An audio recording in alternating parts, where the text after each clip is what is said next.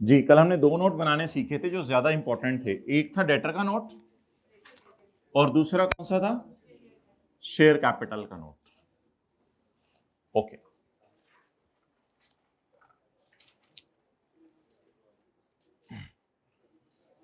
आज हम उसी नोट को रिवाइज करने लगे हैं। We are going to revise that note. हम उस नोट को जो है वो रिवाइज करने लगे हैं। सॉल्यूशन के अंदर इतने अच्छे तरीके से नहीं दिया हुआ था, तो मैंने कहा था जो हमने किताब के अंदर बनाया है उसी को फॉलो करेंगे। चलें, साथ वाले को शाबाश दे दें, फिर हम आगे चलते हैं। नाम बताएं जी नोट का। कल किसी को नाम याद हो नोट का? Share capital. मिसाल के तौर पे कंपनी का नाम आ गया। ऐसी मिसाल के तौर पे कुछ डेटा एज्यूम करते हैं। रजिस्टर का फ्रेश सफा निकालें, लिखें एरो लिमिटेड। रजिस्टर का फ्रेश सफा निकालें, किताब का कोई पेज नहीं है, मैं प्रैक्टिस रिवीजन करवा रहा हूं। Arrow Limited notes to the financial statements for year ended December. कल कश्तियां जला के आइएगा। दिसंबर 31, 2021।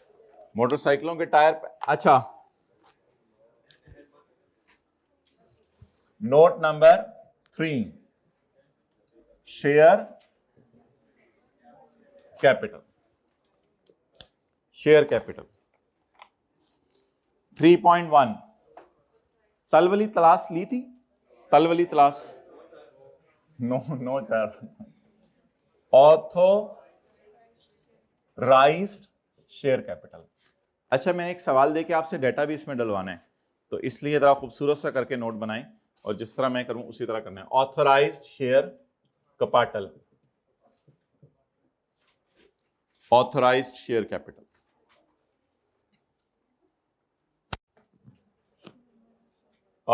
Number of shares. आप इस इधर भी लिख सकते हैं इन मिलियन, यानी ये नंबर ऑफ शेयर्स मैंने इन मिलियन लिखे हैं। Number of shares in million. अच्छा, 2021 और 2020। ऐसे नहीं होता, 21 पहले आता है, 20 बाद में आता है ना। आपने 22 क्यों बोला? पहले तो 21 आएगा ना। 2021 और 20।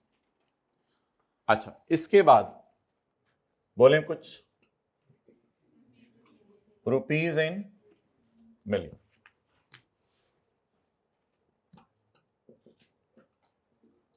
रुपीज इन मिलियन 2021 और 2020।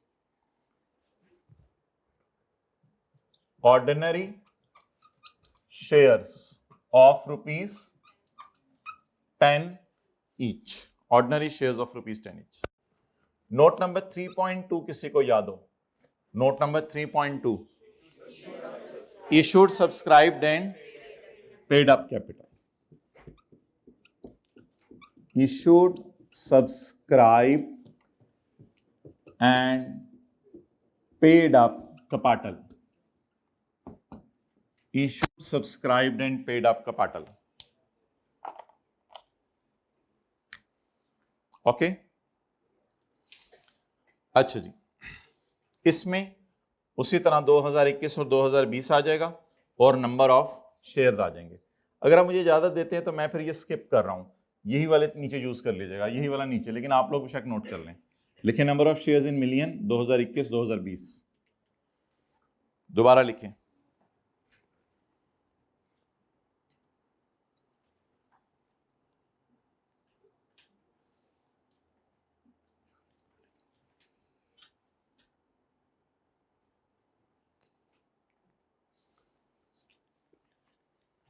अच्छा जी, इसके अंदर आप 3 हेडिंग्स थी ना, याद आ रहा है?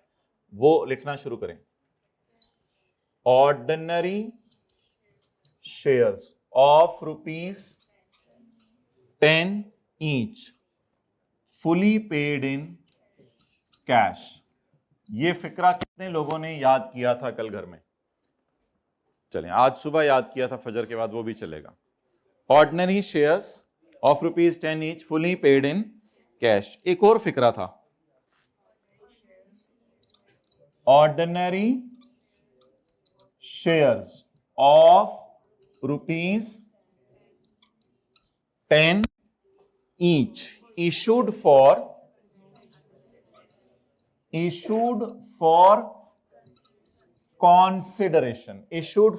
consideration, other than, एक तो देन हमारा सही नहीं होना पूरी जिंदगी, ए वाला, other than cash।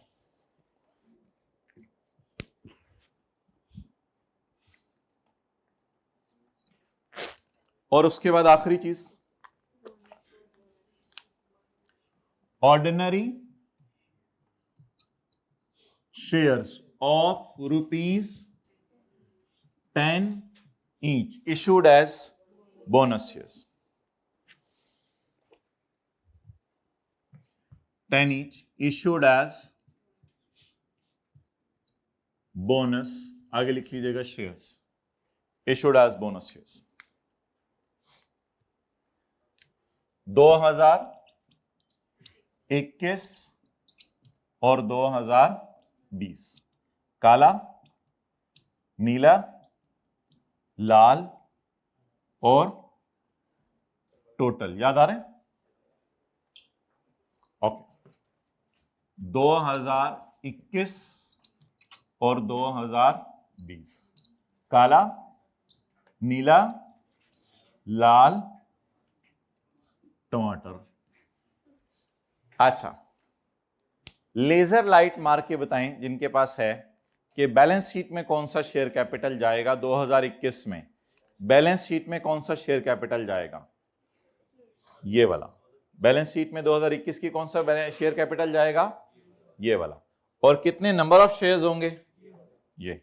और अगर 10 रुपए का है तो अगर इधर 5000 है तो इधर क्या होगा? 500। डन। अच्छा, अब जो मैं सवाल आपको खोल के देने लगा हूं वो सवाल बहुत आसान है, सिर्फ आपने मुझे एक बात का जवाब दे देना है। इसको मैं आपकी तरफ से आज जवाब समझूंगा।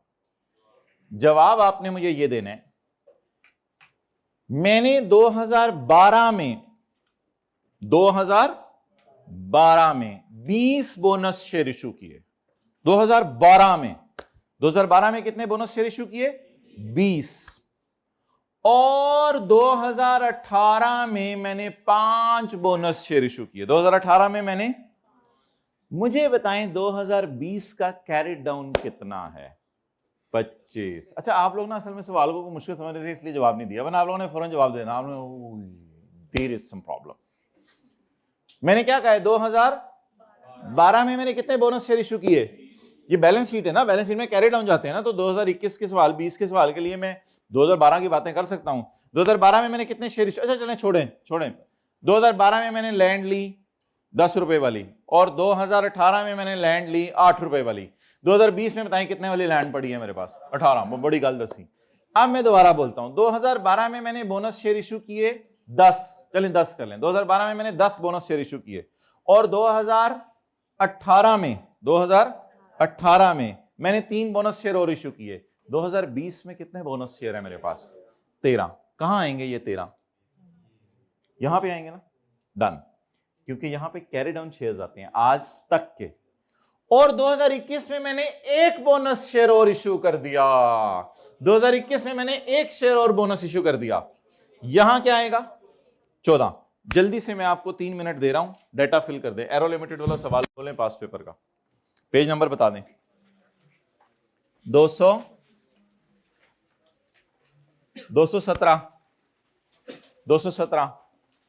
ये नोट सिर्फ फेस वैल्यू को सामने रख के बनाना है, प्रीमियम से धोखा ना खाइएगा। ये नोट सिर्फ फेस वैल्यू को सामने रख के बनाना है, प्रीमियम से धोखा ना खाइएगा। Page number 217। इश्यू प्राइस से धोखा ना खाइएगा। इश्यू प्राइस का कॉलम काटना तो काट दें बेशक, इश्यू प्राइस के कॉलम से धोखा ना खाइएगा। ये नोट बनता है फेस वैल्यू पे, सिर्फ ये नोट बनता है फेस वैल्यू पे, धोखा ना खाइएगा। भाई ने तो काट ही दिया है। ओए हो।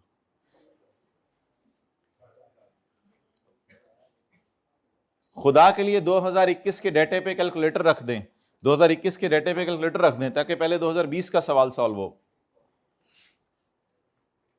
साथ वाले का हाथ पकड़ लें, वो तो वैसे ही कुछ नहीं कर रहा, 2021 पे उसका हाथ रख दें।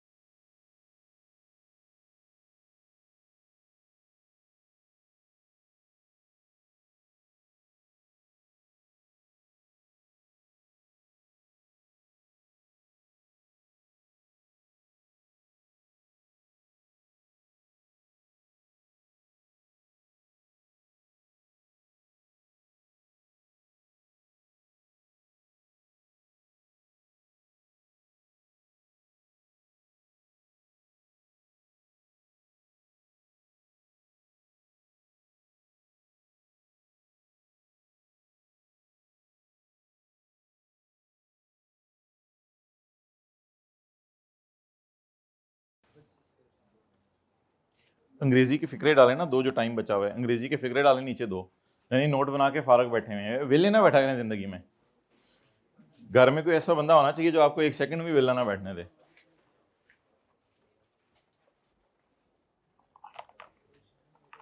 हर वक्त टास्क लगा के रखा करें लोगों को।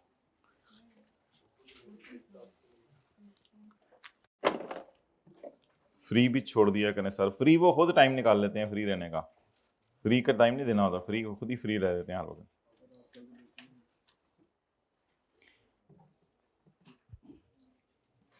ओके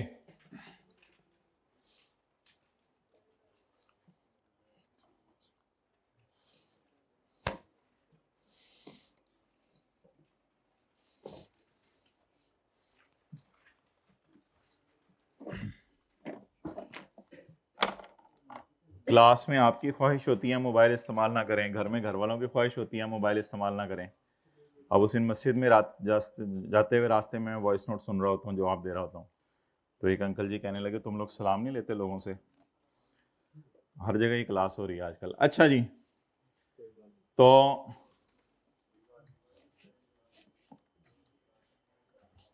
वैसे मैंने उनको सलाम लिया था, फिर मैंने उनको बताया, मैंने कहा मैं तो आपसे लिया था वॉइस नोट को पॉज करके।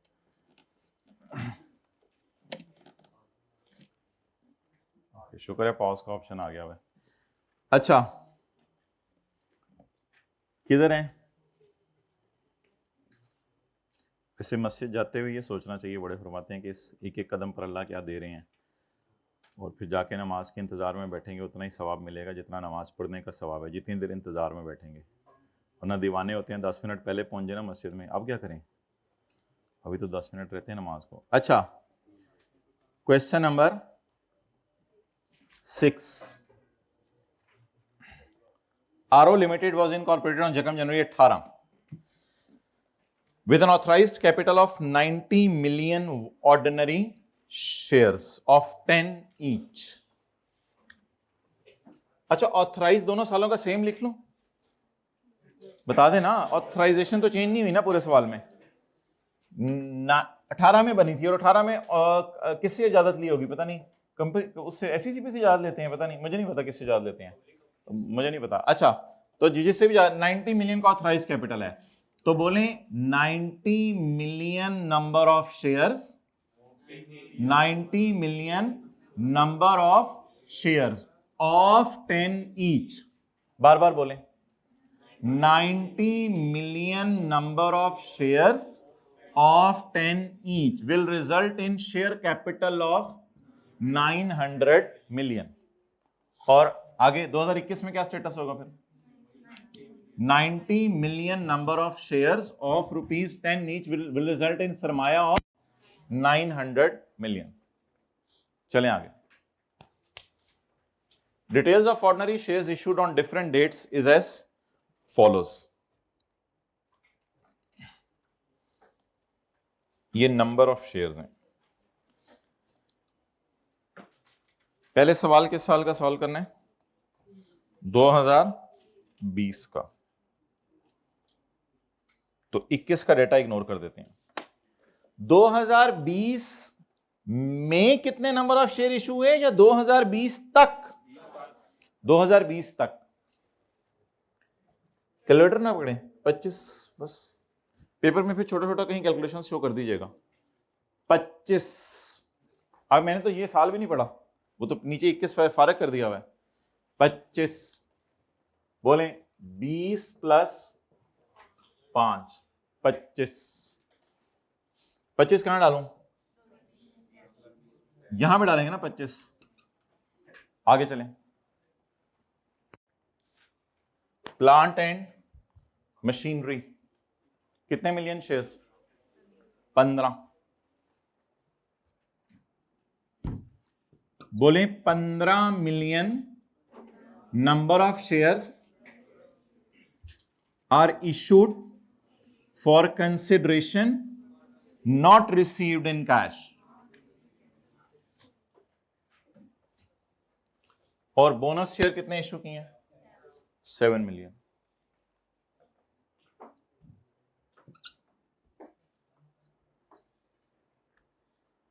अब कोई शॉर्टकट बताएं, या तो ऊपर से लेके सवाल को चलूं, या फिर इसको ब्रॉड डाउन बना लूं और इससे कैरी डाउन निकाल लूं। क्या किया आप लोगों ने, ऊपर से लेके सवाल को दोबारा चले हैं, या इसमें थोड़ा थोड़े एडिशन कर दिए। मेरे ख्याल से ये ज्यादा बेहतर है कि इतने तो शेयर इशू हो गए हुए हैं। अब अगर आप ये करना चाहें तो मेरे ख्याल से ये बड़ी सेफ अप्रोच होगी कि अब आप इसको,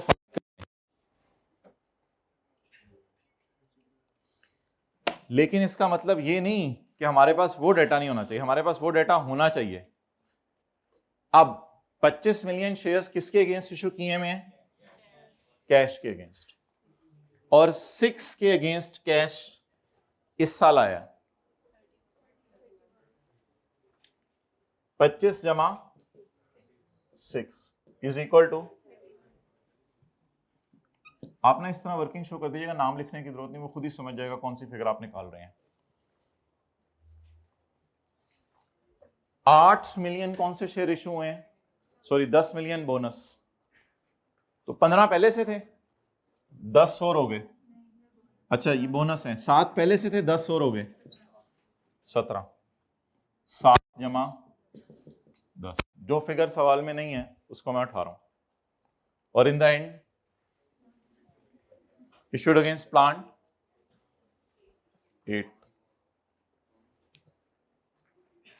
15 जमा 8 23, 23 जी 100% कितनों का सही था। ओके, मल्टीप्लाई कर दें आप, 310 250। डिस्क्लोजर सबसे आसान टॉपिक है वैसे सीआर का। 17 1 70।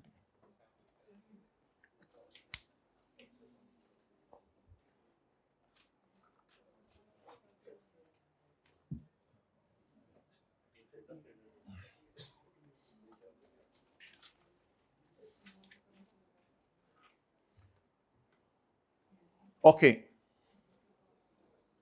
so let us prepare a balance sheet for this, कि बैलेंस शीट में ये फिगर्स कैसे जाएंगी।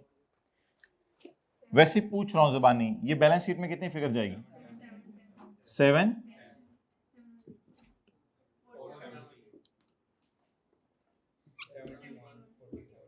47। 3.3 डालें, 3.3 और 3.4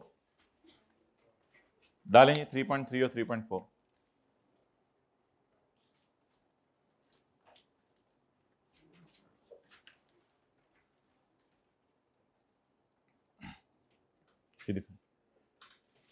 अच्छा, 3.3 और 3.4 में लिखें इंग्लिश। कल वाली उठाएं, जल्दी जल्दी बताएं मुझे। जिस किसी ने याद की हुई है वो बता दे बस। Shares issued other than cash, जल्दी लिखें। Shares issued for consideration other than cash, 3.3 में शेयर, ठहर जनाब सबको लिखने दें, लिखें। Shares issued for consideration other than cash, shares issued for consideration other than cash. आगे बोलें, वर issued against plant and machinery.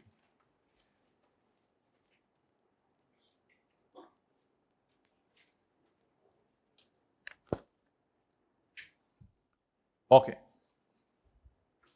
और दूसरा फिक्रा 3.4, all ordinary shares ranked equally, all ordinary shares are ranked equally। आगे बोलें, with regard to AL's residual assets, with regard to AL residual assets।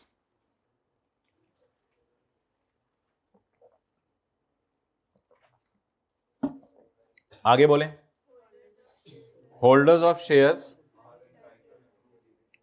are entitled to dividend from time to time।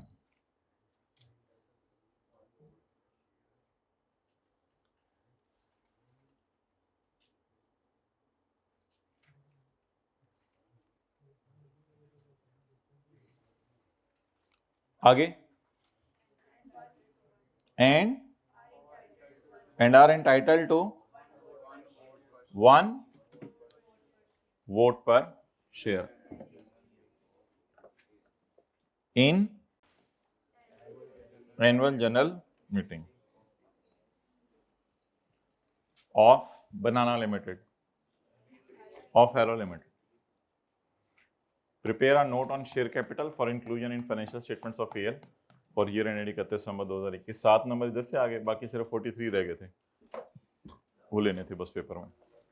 10 MCQ से आगे। Okay, चलिए अब इसको मैं मिसाल के तौर पे 1 साल का नोट कर देता हूं। मिसाल के तौर पे 1 साल का नोट 2020।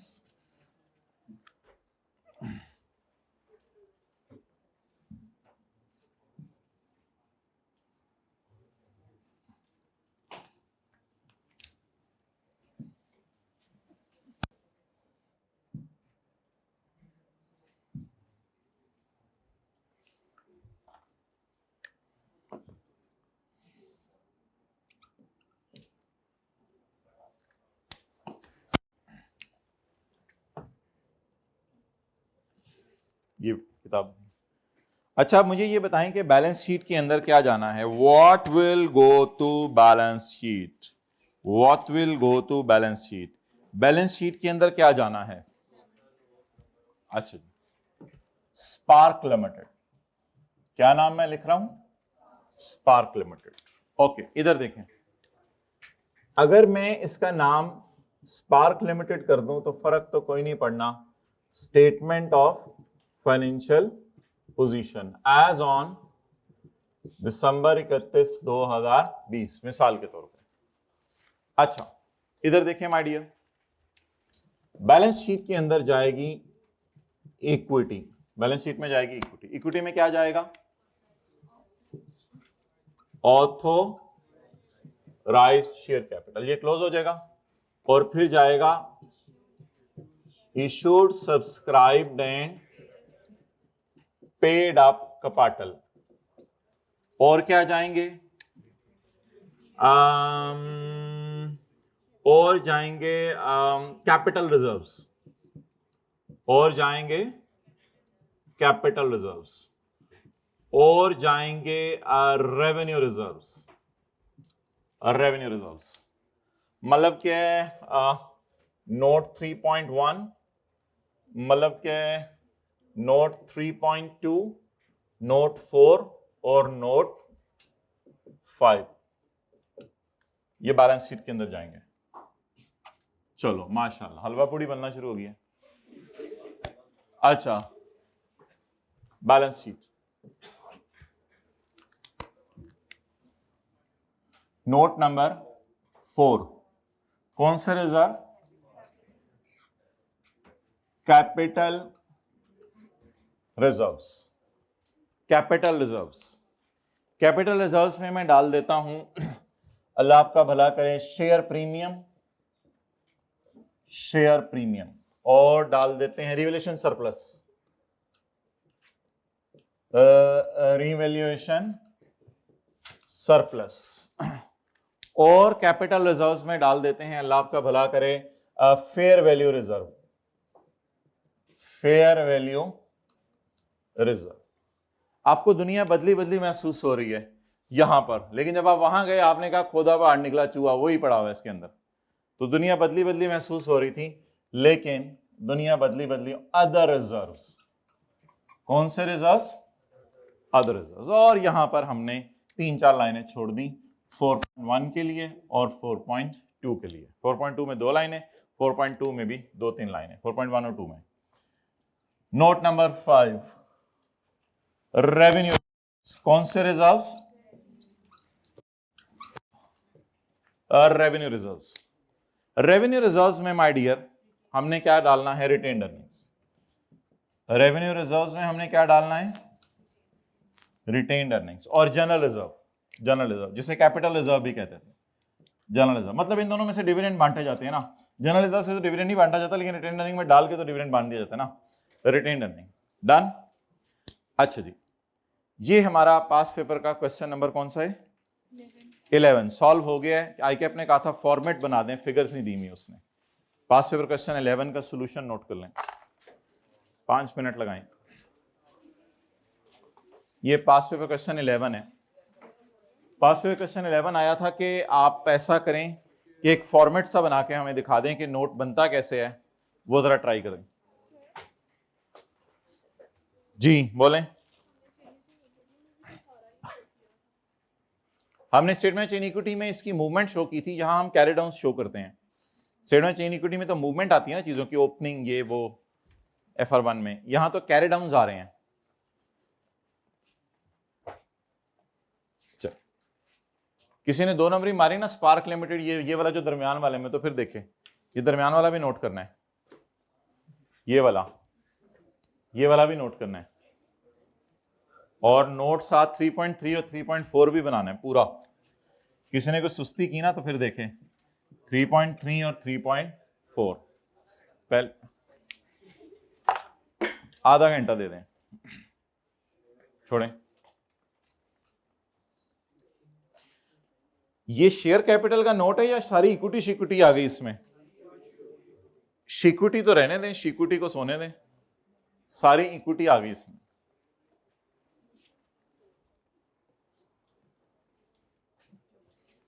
दुनिया बदल गई है, लोग कह रहे हैं कि बैलेंस शीट पे share premium retained earning show ना किया करो, अच्छा नहीं लगता। बैलेंस शीट में शो किया करो कैपिटल रिजर्व्स और revenue reserves.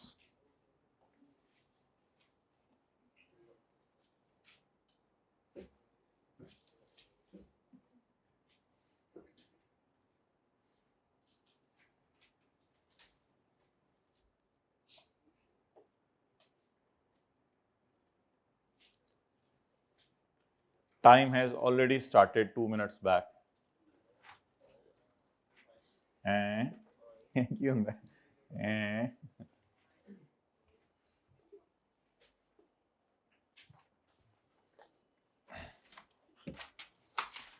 Low power mode, battery sufficiently charged. नहीं 100 करना फिर मजा आएगा, 80 पे तो नहीं हमारा गुजारा चलता।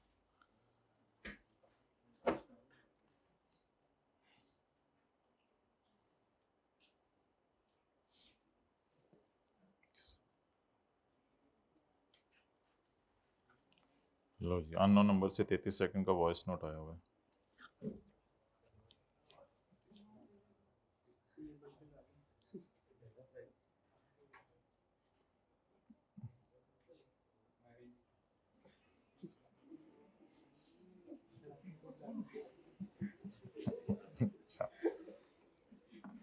चलें, नहीं वो कोई भाई कह रहे हैं कि मेरे बेटे ने एडमिशन लेना है सीए में, जरा गाइड कर दें।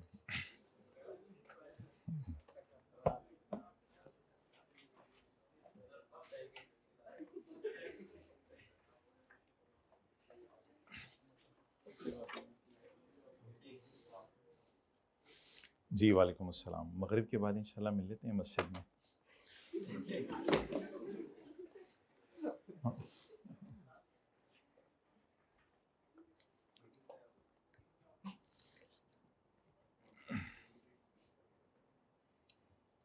पॉज कर लें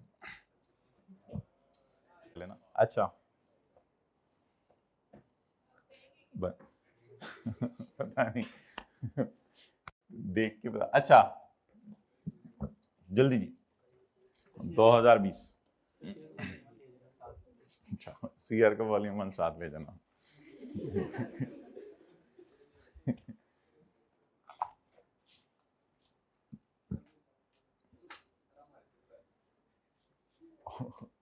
ओके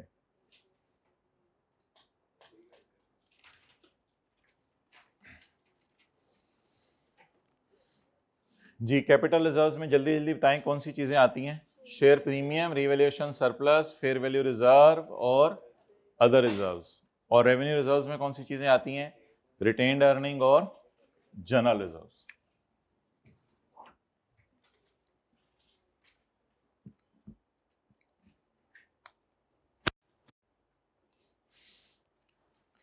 ये मैंने सोचा हुआ था याद नहीं करना, लेकिन 3-4 दफा इन्होंने लिखवा दिया, अब ना चाहते हुए भी याद हो जाना है।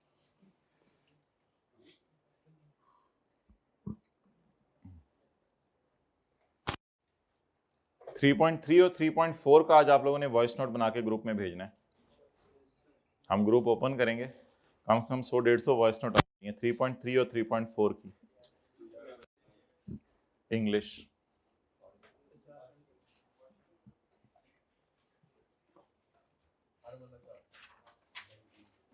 जी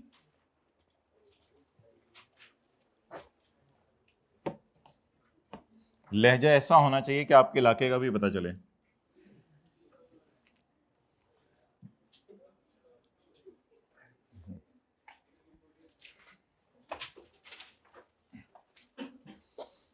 ओके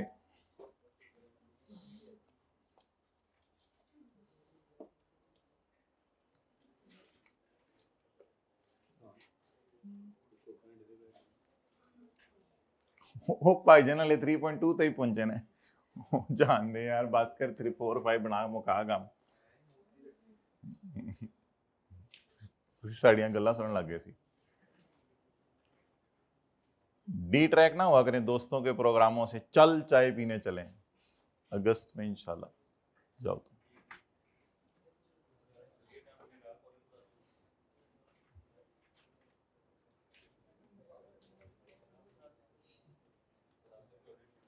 आजकल तो इतना टाइम भी नहीं है कि फिरोजपुर रोड तक आप लोग जा सकें।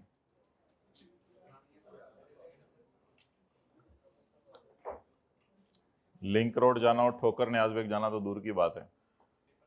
ठोकर न्याज बेग का वैसे सबको ही पता होता है, आई कैप के पास है।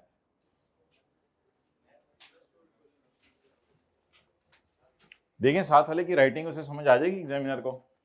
ये चीनी वीनी लगा हुआ है, छोटा छोटा था। अच्छी राइटिंग है या ओके।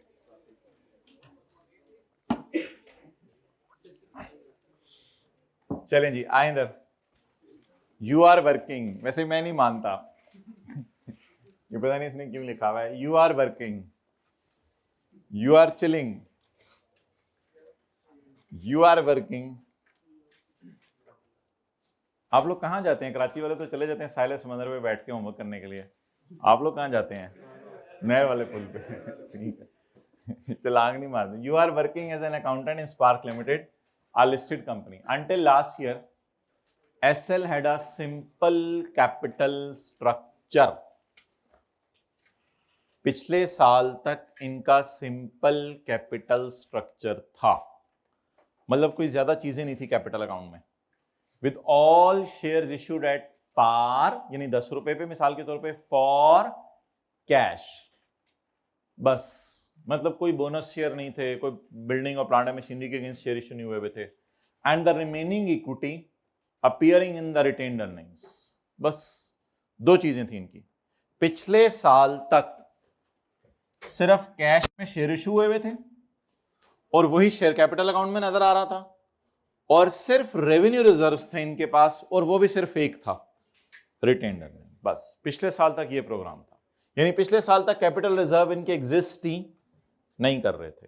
रेवेन्यू रिजर्व में भी सिर्फ एक रिजर्व था, रिटेन्ड अर्निंग। और ये सब कुछ भी नहीं था नीला लाल, सब काला ही काला था। तो सिर्फ इनके ऑर्डिनरी शेयर्स थे।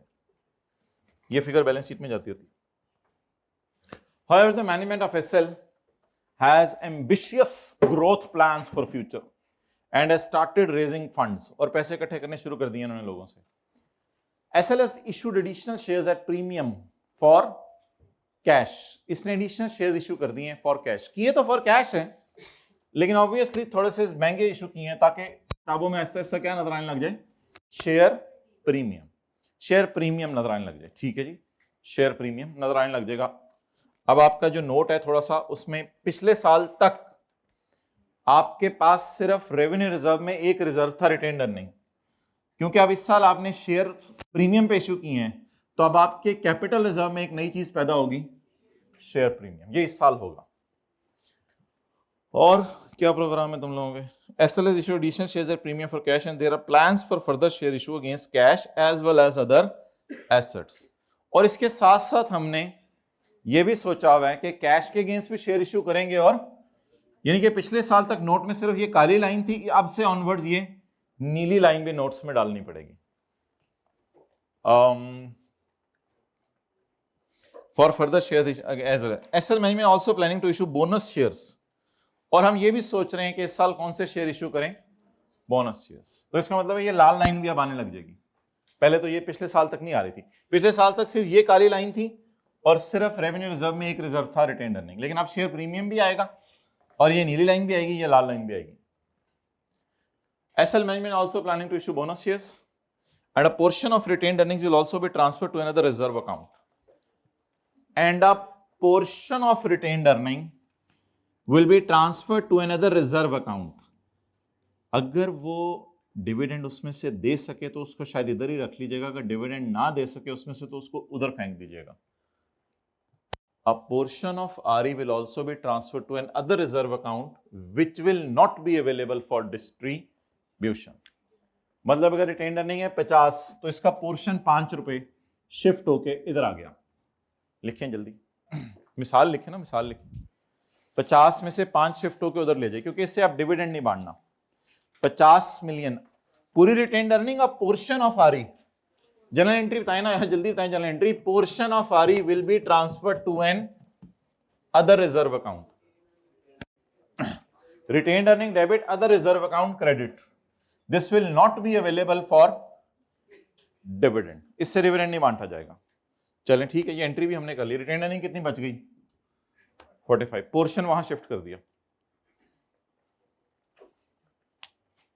और की से है, you have pointed out these changes in capital will require additional disclosures. जाहिर बात है एडिशनल डिस्क्लोजर्स तो चाहिए होंगे। पिछले साल तक ना बोनस शेयर थे, ना शेयर प्रीमियम था, ना और कुछ था। As per the fourth schedule of companies act, CFO is requested you to prepare an illustrative note। illustrative note बनाए, वो जो हमने बनाया, उसमें शेयर कैपिटल का भी नोट बनाना है और रिजर्व्स का भी, which needs to be included in upcoming financial statement। कि जी पिछली वाली में ना बना दीजिएगा जहां पे सिंपल स्ट्रक्चर है, अगले साल फाइनेंशियल स्टेटमेंट का डिस्क्लोजर का फॉर्मेट कहते हैं, मुझे समझा दो कि फ्यूचर में क्या होने वाला है। Prepare the notes, you may assume necessary details. मतलब नेसेसरी डिटेल्स जो मर्जी अज्यूम कर लें। मतलब ईयर एंड जैसे मैंने अज्यूम किया है 2020, मतलब मैंने 10 रुपए अज्यूम किया है, तो नेसेसरी डिटेल्स अज्यूम कर लें। मतलब अगर ये भी मैं लिखा हूँ 50 - 5 45, तो इस पे वो कर देगा, कोई नहीं। यू मे अज्यूम, आपने कोई भी चीज अज्यूम करनी है करें। इवन के अगर आप क्वांटिटीज डाल के शेयर्स भी लिख कराते हैं, उसमें भी कोई मसला नहीं। You may assume any figure, यानी आप अज्यूम कर लें कि 10 मिलियन ये है, 4 मिलियन ये है, 3 मिलियन, उसमें भी कोई मसला नहीं, लेकिन छोड़ें पड़े। बस एक दो चीजें अज्यूम की थी समझने के लिए। ओके, अब हम सवाल में आकर इसको काट दें, क्योंकि इसने हमसे बैलेंस शीट नहीं मांगी हुई। ऐसा ही है ना, इसने हमसे बैलेंस शीट नहीं मांगी हुई। ये भी काट दें, क्योंकि सरप्लस तो नहीं आना, फेयर वैल्यू रिजर्व भी नहीं है सवाल में, और जनरल रिजर्व भी नहीं है। सिक्के वाली पेंसिल से सारा काट दें, बाकी तो आपका सोल्यूशन सही हो गया ना। ये मैंने चीजें कटवाई क्यों हैं? क्योंकि शायद हमारे सवाल में इनमें से कोई चीज भी नहीं है। तो पेपर में जो हम फॉर्मेट बना के आएंगे वो ये नहीं बनाएंगे, वो कहां से बनाना शुरू करेंगे? यहां से। ये आपका सोल्यूशन है। लेकिन मैं ये मिटा नहीं रहा, काट इसलिए रहा हूं ताकि कल कला को कभी आपको सवाल में डालना पड़े तो फॉर्मेट आपको पता हो। ये इस वजह से काट रहे हैं चीजें के फॉर्मेट का पार्ट नहीं है, या इस वजह से काटी है कि रिक्वायरमेंट का पार्ट नहीं है? तो लिखें, जो चीजें मैंने क्रॉस की हैं, लिखें अपने रजिस्टर पे, जो चीजें मैंने क्रॉस की हैं वो रिक्वायरमेंट का पार्ट नहीं है।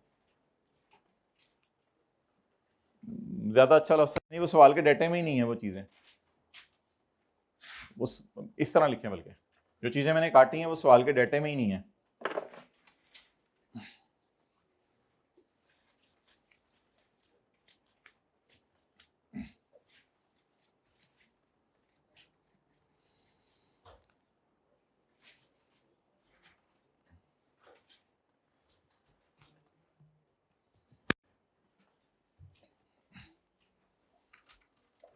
अब दो बातें लिख के आनी है हमने।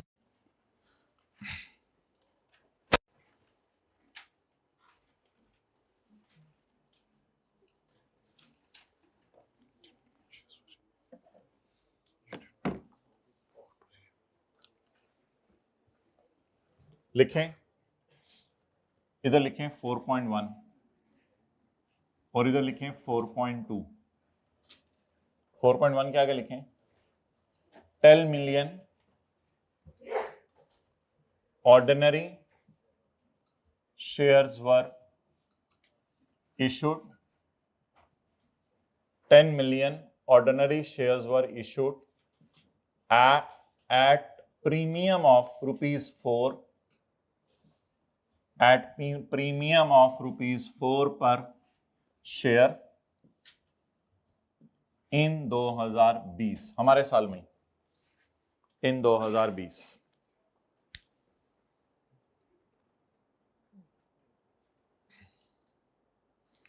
लिखें कहीं ऊपर उर्दू में, कैपिटल रिजर्व के नोट में ये बता दिया करेंगे कि शेयर्स कब और कितने प्रीमियम पर इशू हुए। उर्दू में ये बात भी लिख लें, कैपिटल रिजर्व के नोट की दुम में बता दिया करेंगे, कैपिटल रिजर्व के नोट की दुम में बता दिया करेंगे कि शेयर्स कब और कितने प्रीमियम पर इशू हुए, शेयर कब और कितने प्रीमियम पर इशू हुए।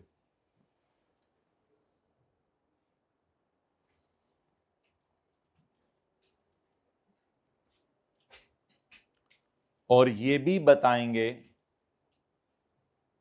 कि कौन से ऐसे रिजर्व हैं जिनसे डिविडेंड नहीं बांटा जा सकता,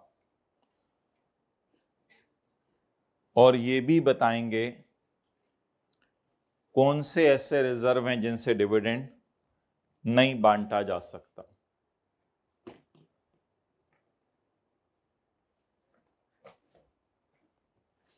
चलें जी, 4.2 की हेडिंग, 4.2 में बताएं क्या लिख के आएंगे।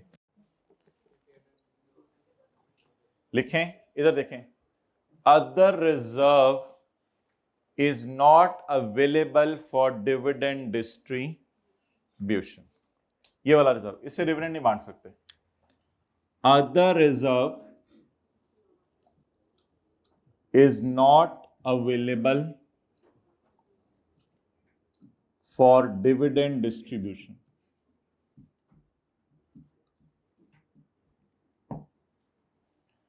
अदर रिजर्व डिविडेंड डिस्ट्रीब्यूशन के लिए अवेलेबल नहीं है।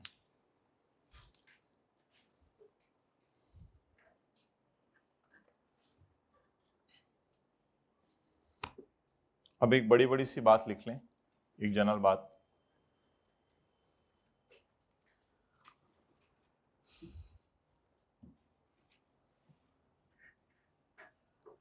अगर कभी वाज़े तौर, पहले सुन लें, अगर कभी वाज़े तौर पे रिजर्व का नोट मांगे ना, तो बैलेंस शीट में ये 2 लाइनें यूज कर लीजिएगा, वरना आप पुराना पैटर्न चलाएं, कोई मसला नहीं, दुनिया में भी चल रहा है।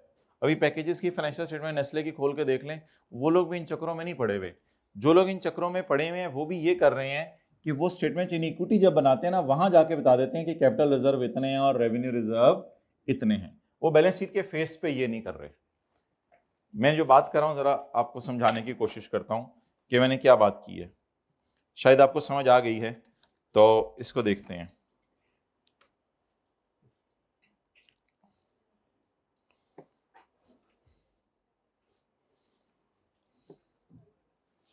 ये जी कोलगेट की फाइनेंशियल स्टेटमेंट्स हैं। अब इसमें हम अगर देखने की कोशिश करें, खोलो इधर इधर, अच्छा आई भी। अगर इसमें हम देखने की कोशिश करें तो बैलेंस शीट में,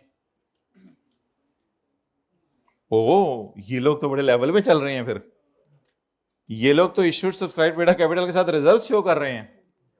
इन्होंने तो शेयर प्रीमियम, रिटेन अर्निंग वगैरह शो नहीं किया हुआ। इन्होंने शेयर कैपिटल के नीचे क्या शो किया हुआ है? रिजर्व। और जब शेयर कैपिटल के नोट में जाएंगे तो 16.1 16.2 होगा, और जब 17वें नोट जाके खोलेंगे तो उसमें हमें क्या मिलेंगे? बोलें, रिजर्व्स मिलेंगे। अच्छा चलो ठीक है, ये तो बहुत ही कमाल हो गया। हम देखने कुछ और आए थे, मिल कुछ और गया। ये तो बिल्कुल उसी पैटर्न पे है जो हमने व्हाइट बोर्ड पे फॉलो किया। ये तो उसी पैटर्न के ऊपर चल रहे हैं। नोट नंबर 16, ये तो वही है ना घिसा पिटा जो कल दिखाया था। Authorise share capital, issued share capital, और जो अंग्रेजी थी, ऑल ऑर्डिनरी शेयर्स ने, और रिजर्व्स। ओ इन्होंने ऊपर बैलेंस शीट में सिर्फ रिजर्व्स शो की हैं, यानी बैलेंस शीट में इन्होंने 2 हेडिंग्स भी नहीं दी, कैपिटल रिजर्व और रेवेन्यू रिजर्व, बल्कि एक ही हेडिंग दी है इन्होंने बैलेंस शीट में, क्या? रिजर्व्स। और फिर जब नीचे आए हैं तो इन्होंने उसको किस किस में तकसीम कर दिए? कैपिटल रिजर्व और कैपिटल रिजर्व में क्या आ रहा है इनके पास? सिर्फ शेयर प्रीमियम। और रेवेन्यू रिजर्व में क्या आ रहा है? जनरल रिजर्व और अनएप्रोप्रिएटेड प्रॉफिट। ओके ठीक है, चलो। हाँ, मैंने आपको कुछ और दिखाना था और हो इधर कुछ और गया। हो इधर वो गया जो हम थोड़ी देर पहले करके आए हैं।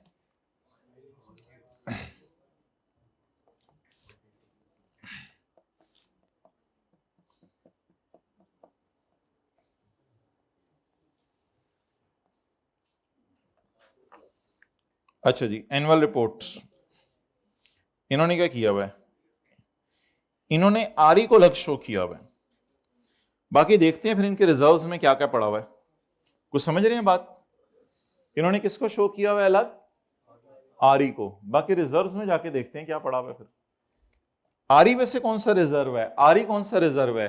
Revenue reserve. इस रिजर्व में देखते हैं, पता नहीं क्या क्या पड़ा हुआ है। Note number 6। कुछ थोड़ा थोड़ा चीजें देखनी आ रही हैं आपको? चलें, बस देखना ही नहीं है खाली है, मतलब कि टाइम ज़ाया इकट्ठे करने था। मैंने कहा था आज हम सारे बैठ के टाइम इकट्ठे ज़ाया करेंगे, तो अकेले अकेले टाइम ज़ाया करने का फायदा नहीं होता ना। ये क्या इन्होंने गेम डाली है? ये तो बहुत ही बड़े ड्रामे निकले हैं इन्होंने रिजर्व्स में, कैपिटल रिजर्व में डाल दिया share premium, fair value reserve, जिसको फेयर वैल्यू रिजर्व भी कहते हैं, बस ओसीआई वाला ये, और इसके जनरल रिजर्व, मतलब एक रेवेन्यू रिजर्व इन्होंने उत्ते पा छड़िया। वो समझ रहे हैं ना, वो रिटेन अर्निंग अगर उधर ना होती तो रिटेन अर्निंग इधर आ रही होती, तो रिटेन अर्निंग उन्होंने ऊपर डाल दिया। बस ये प्रोग्राम चल रहे हैं आजकल। वैसे स्टेटमेंट ऑफ चेन इक्विटी बनाते हुए ये लोग क्या कर रहे हैं, ये भी देखना पड़ेगा जरा। स्टेटमेंट ऑफ चेन इक्विटी में ना कैरी डाउन नहीं होता, उसमें मूवमेंट होती है फॉर द ईयर, इधर कैरी डाउन होते हैं। Statement of chain equity, ordinary share capital, preference shares irredeemable होंगे ना, और reserves, capital reserve, share premium, fair value reserve, और रेवेन्यू रिजर्व में जनरल रिजर्व और अनअप्रोप्रिएटेड प्रॉफिट। समझ आ गया। स्टेटमेंट ऑफ इक्विटी में भी इन्होंने बता दिया कि हमारे रेवेन्यू रिजर्व्स कितने हैं, बोले 2, जनरल और फिर रिजर्व में जो कैपिटल रिजर्व है वो है शेयर प्रीमियम और fair value reserve. Okay, so this we were trying to discuss with you. लेकिन मेरा मशवरा ये है कि आप लोग फिर भी इस फॉर्मेट के ऊपर ना आए, इस तरह आईकेप चल रहा है उसी तरह चलें। लिखें, अगर रिजर्व्स का नोट, अगर रिजर्व्स का, यहां लाके लिखें, यहां कहीं लाके लिखें, बैलेंस शीट के पास ढूंढे कहां बनाई हुई है। अगर रिजर्व्स का नोट नहीं मांगा तो बैलेंस शीट पे पुराने तरीके से ही, अगर रिजर्व्स का नोट नहीं मांगा तो बैलेंस शीट में पुराने तरीके से ही, आगे फिक्रा पूरा करा दें, तो बैलेंस शीट में पुराने तरीके से ही शेयर, अब एब्रीवेशन यूज करें, share premium, RE, revaluation surplus, fair value reserve अलग अलग शो कर दें। तो बैलेंस शीट में पुराने तरीके से ही share premium, retained earning, revaluation surplus, fair value reserve अलग अलग शो कर दें। मजे की होती है बॉल पॉइंट, मतलब थोड़ा सा प्लास्टिक का टेस्ट आ जाता है ना मुंह में, क्लास अच्छी लगती है।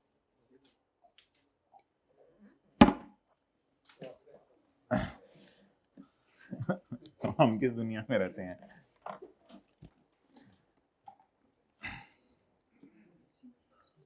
अच्छा, अब आप तशरीफ ले आए, अल्लाह आपके साथ वाले का भला करे। देखें जरा उसके चेहरे पे मुस्कुराहट आई है। पेज 166, पेज 166,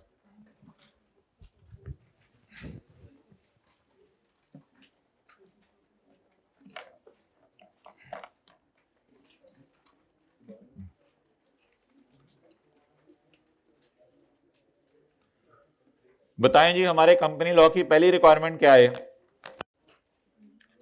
वो बता दें ना। अब हमने बैलेंस शीट के डिस्क्लोजर पढ़ने। अच्छा, बैलेंस शीट के डिस्क्लोजर हम तरतीब से नहीं पढ़ेंगे, जिस तरह उसमें से हमने अभी पिछले को डिस्क्लोजर छोड़ दिए हैं, लायबिलिटीज के डिस्क्लोजर हैं, एसेट्स के डिस्क्लोजर हैं, वो छोड़े हैं। हमने शेयर कैपिटल से शुरू किया, क्योंकि अगर हम नॉर्मल तरतीब से शुरू करें तो फिर थ्योरी आ जानी है क्लास में, न्यूमेरिकल थ्योरी मिक्स होकर चलना चाहिए। शेयर कैपिटल एंड रिजर्व, बोले कौन कौन से रिजर्व सेपरेटली शो करने हैं, जल्दी बताएं जरा। कैपिटल रिजर्व और कैसे शो करने हैं, अलग अलग। कैपिटल रिजर्व्स में क्या, share premium, revaluation surplus, fair value reserve, और कोई भी रिजर्व जिससे डिविडेंड बांट नहीं सकते, और कोई भी रिजर्व जिससे डिविडेंड बांट नहीं सकते।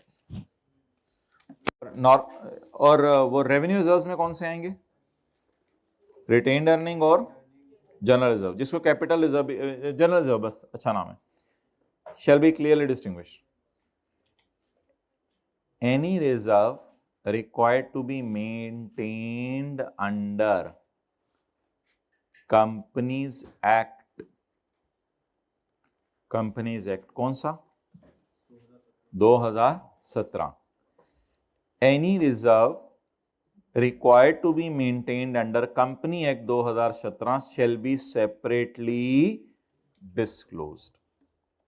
ये नॉर्मली आता है कैपिटल रिजर्व्स में।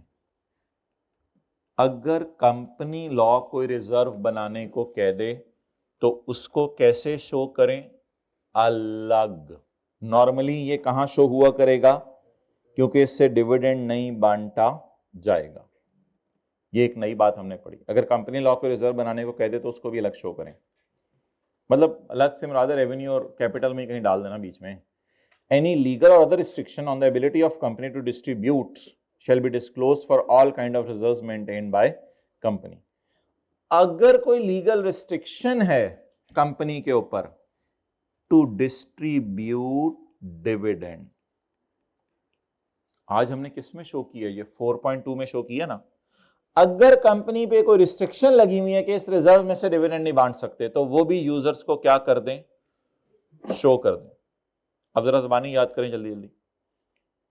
Capital and shall be clearly, any reserve required to be maintained under Companies Act shall also be separately, any legal requirement to distribute dividend or otherwise shall be disclosed for all kinds of reserves। किसी भी reserve में से आपको मना कर दिया गया dividend बांटना, तो फिर आप उसमें से डिविडेंड बांट नहीं सकते। ओके, और ये जो फॉर्मेट का मेन पार्ट है ये देख लें, कौन कौन से शेयर्स हमने बताने होते हैं, which are paid in, which are other than, और ट्रेजरी शेयर्स आपके सिलेबस में नहीं है, बस ये थ्योरी की हद तक याद कर लें। ये 4 हेडिंग्स हमने बनानी होती हैं। एक बात याद रखिएगा, ये सारा शेयर कैपिटल के बारे में है, इसलिए ये जो चीजें हैं हमेशा किसके ऊपर आएंगी, फेस वैल्यू। इसीलिए पास पेपर क्वेश्चन में हमने प्रीमियम इग्नोर किया था, ये चीजें फेस वैल्यू पे आएंगी। In respect of issued share capital following shall be disclose separately. बोलें क्या क्या, इधर देखें, in respect of issued share capital following shall be disclosed, बार बार बोलें, in respect of issued share capital following shall be disclosed separately. क्या क्या, शेयर्स इशूड पढ़ें, इशूड अलॉटेड गलत छोड़ें, shares issued for consideration paid in, share issued for consideration other than, showing separately share issued against property and others, यानी property किसके against आई, building plant machinery, and shares allotted as, and discount on issuance of shares shall be shown separately as deduction from share capital in the balance sheet and statement of changes in equity।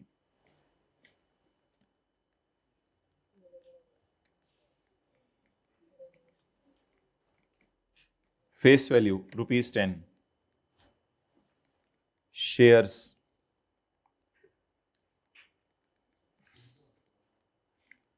$10 million shares issued at ₹8 each। ओ, ये premium पे issue किए हैं या discount पे, discount पे। Discount on issuance shall be shown separately as reduction from share capital in the balance sheet. अब balance sheet में जो शेयर कैपिटल आएगा वो आएगा 10 million into 10 is equal to 100 less discount 10 into 2 कितना 20। तो कितना सरमाया इकट्ठा हुआ, ये बैलेंस शीट के मुंह पे अलग से शो करना पड़ेगा। आप कोई कंपनी ऐसी है नहीं, मैं कहां से ढूंढूं, बनाएं फिर। शेयर किस पे इशू है, प्रीमियम पे डिस्काउंट पे, डिस्काउंट। इसको एक्सपेंसेस में लेके जाना है या शेयर कैपिटल से नेट करना है, हाँ इसको एक्सपेंसेस में नहीं लेके जाना। क्वेश्चन लिखें और नीचे उसका सॉल्यूशन लिखें।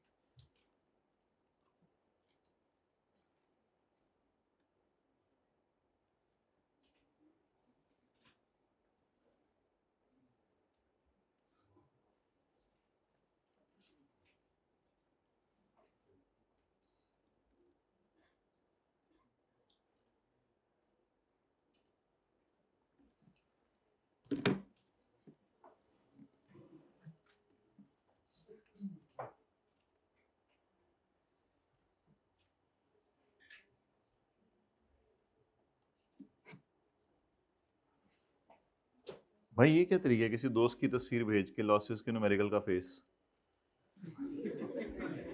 ये देखना जरा कैफ 2 की क्लास में मुझे जी मिलने लोग बैठ, कोई काम नहीं करने में को पढ़ाइयाँ धुंधी है यार जी, वो खोल ही नहीं रहा फेस। अच्छा, discount on issuance of share shall be shown separately as reduction from share capital in balance sheet and also in statement of changes in equity. Shareholder agreements for voting rights, board selection, right of first refusal. कई दफा आप vote देने से refuse कर देते हैं या अपना वोट ब्लॉक करवा लेते हैं, ये चीजें भी आपने बतानी है। वोटिंग राइट कितने, बोर्ड सिलेक्शन का राइट कितने, फर्स्ट रिफ्यूजल का राइट क्या है और ब्लॉक वोटिंग का राइट क्या है, ये भी आपने बताना है। फर्स्ट रिफ्यूजल मींस आप आते ही रिफ्यूज कर देंगे, मैंने नहीं वोट देना। ब्लॉक मींस कि आप कह दें मैं आप वोट दिया ही नहीं करूंगा, इकट्ठे होकर एहतजाज कर दें। ओके, अच्छा ये आखिरी थोड़ी सी चीज है, ये भी अब आपको पढ़नी पड़ेगी जाते जाते आज, बाकी फिर अब हम इधर उधर की गप्पी मारेंगे आज, अब और क्या करें, बस काफी हो गया है। पेज 155, पेज 155, ये 3 डेफिनेशंस पढ़ें। कौन कौन सी डेफिनेशंस हैं? कैपिटल रिजर्व, रेवेन्यू रिजर्व और एग्जीक्यूटिव डेफिनेशंस हैं 3। वो डिस्क्लोजर्स थे, ये डेफिनेशन है। किस किस की डेफिनेशन देने लगे हैं?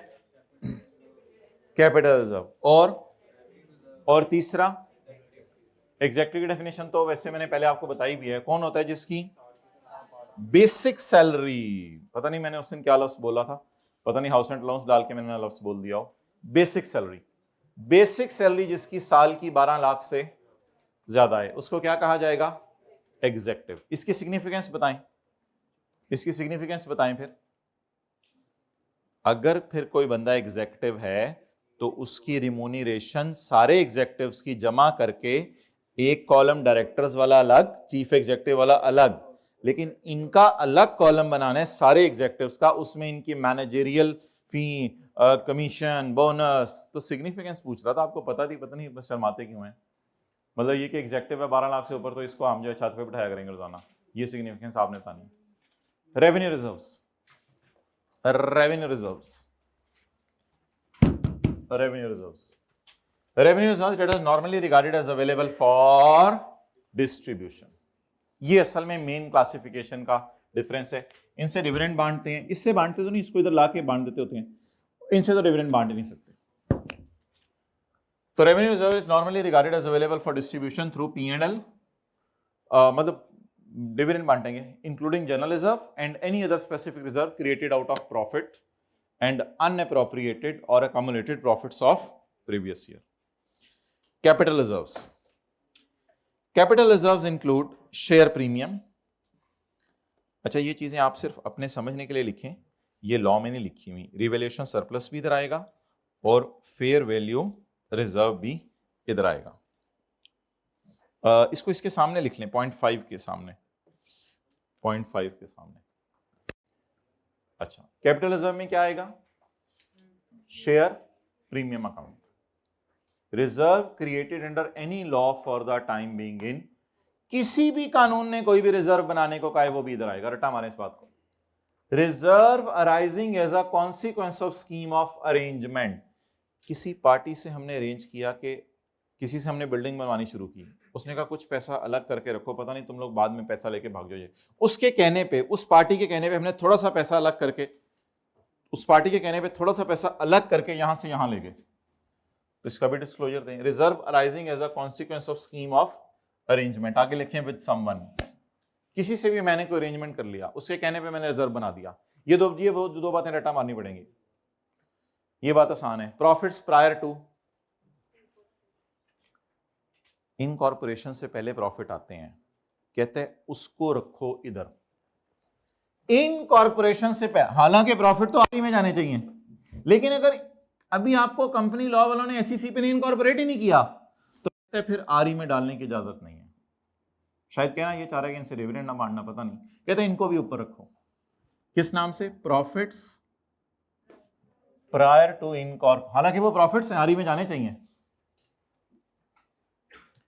लिखें ये कंपनी के रजिस्टर होने से पहले के पैट हैं, कंपनी के रजिस्टर होने से पहले के प्रॉफिट आफ्टर टैक्स हैं। ये इधर नहीं जाएंगे, ये इधर जाएंगे।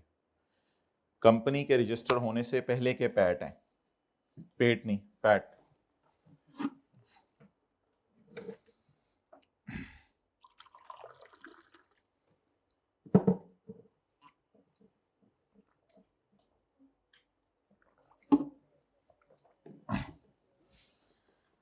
और आखिरी बात भाई ये है इसमें कि any other reserve not recorded free for distribution by way of dividend. नीचे इसकी मिसाल है, कोई भी रिजर्व जिससे आप डिविडेंड नहीं बांट सकते। एग्जीक्यूटिव में चीफ एग्जीक्यूटिव और डायरेक्टर एक्सक्लूड होंगे, बाकी सारे employees, production manager, sales manager, बाकी सारे एम्प्लॉइज ये आएंगे इसमें।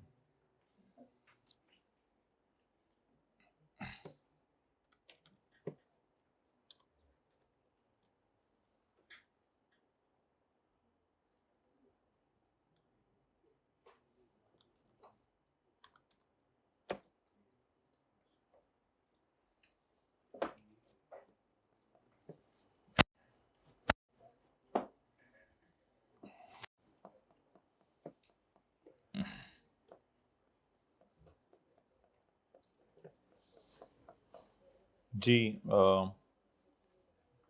ये बताएं जी क्या है,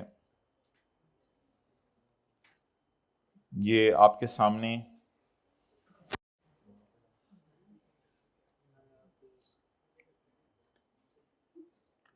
डिस्पोजल का टी काउंट हर एसेट का स्टेटमेंट फॉर्म में, बार बार बोलें, डिस्पोजल का टी काउंट हर एसेट का स्टेटमेंट फॉर्म में।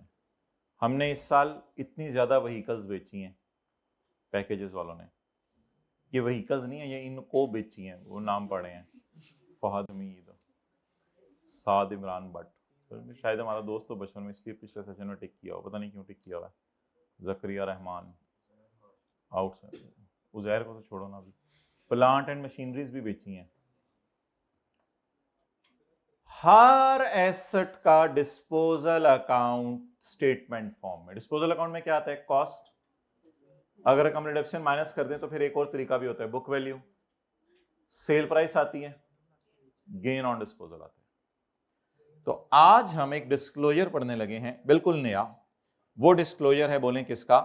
फिक्स्ड एसेट का। बोलें जरा किसका? फिक्स्ड एसेट्स में हमने यूजर्स को क्या बताना है, जल्दी जल्दी बताएं जरा। फिक्स्ड एसेट में हमने यूजर को क्या बताना है? हर एसेट का डिस्पोजल अकाउंट किस फॉर्म में? इसकी बहुत रिवीजन होनी है, अभी कुछ लिखने की जरूरत नहीं है। जैसे कल आपको कहा था शेयर कैपिटल की बहुत रिवीजन होनी है, आज उसकी रिवीजन नहीं है। तो इस नोट का नाम बताएं, disposal of fixed assets, detail of fixed asset with a BV exceeding 5 lakh. Her asset का डिस्पोजल अकाउंट नहीं, सिर्फ वो एसेट जिसकी बुक वैल्यू 5 लाख से, क्योंकि कुर्सियां भी बेचेंगे, फर्नीचर भी बेचेंगे और चीजें भी बेचेंगे, एसी भी बेचेंगे, एसी के बेचने की कोई डिटेल नहीं है। सिर्फ गाड़ियों और मशीनों की हमें नजर आई है, क्योंकि गाड़ियां और मशीनें एक महंगी चीज होती हैं बिजनेस में। तो इसमें सबसे पहले बताना होता है किसको बेचा। सबसे पहले क्या बताना होता है? किसको बेचा, सोल्ड टू। वैसे ये हमने अपने दफ्तर में ही बेच दी हैं। वो जो टैक्सी क्लास में नहीं होता था, एम्प्लॉय गाड़ी इस्तेमाल कर रहा था तो उससे कहते थे घर ले जा, ये किसी की मैनेजमेंट को बेचे हैं, यानी हो सकता है ये डायरेक्टर या चीफ एग्जीक्यूटिव या कोई बड़ी पोस्ट का बंदा हो, इन एम्प्लॉयज को बेची हैं, इन एम्प्लॉयज को बेची हैं। आउटसाइडर्स को भी बेची हैं हमने गाड़ियां, आईजीआई जनरल इंश्योरेंस शायद डिस्ट्रॉय हो गई हो तो उनको बेच दी। और ये वैसे हमारी जानने वाली भी है, इनके हमने शेयर भी खरीदे हुए हैं। आउटसाइडर में एक आसिम मुमताज भी है, नुमान यूसुफ नहीं आता था, राशिद सलीमी का भाई, मोहम्मद साद, रिजवान मोहम्मद खान, इन लोगों को भी हमने व्हीकल्स बेची हैं। हाँ, अच्छा ठीक है, अब हर एक के खानदान में कोई ना कोई होगा। अच्छा, और प्लांट एंड मशीनरी तो हम एक ही बंदे को बेच रहे हैं, ग्राफिक सेल्स लिमिटेड, होगी कोई होता है कोई कंपनी हो कहती हो यार जो किसी बड़े प्लांट है हमें भेज दिया करो, तो हम उसे कहते हैं चल ले जा, फिर जो चीज़ खराब हो इनको भेज देते हैं। तो इनसे अक्खा खोल के क्लास कॉलम बनाएं, जल्दी बताएं कॉलम बताएं कौन कौन से। सोल्ड टू का मतलब होगा पर्टिकुलर्स ऑफ बायर। इसके बाद ओहो ओहो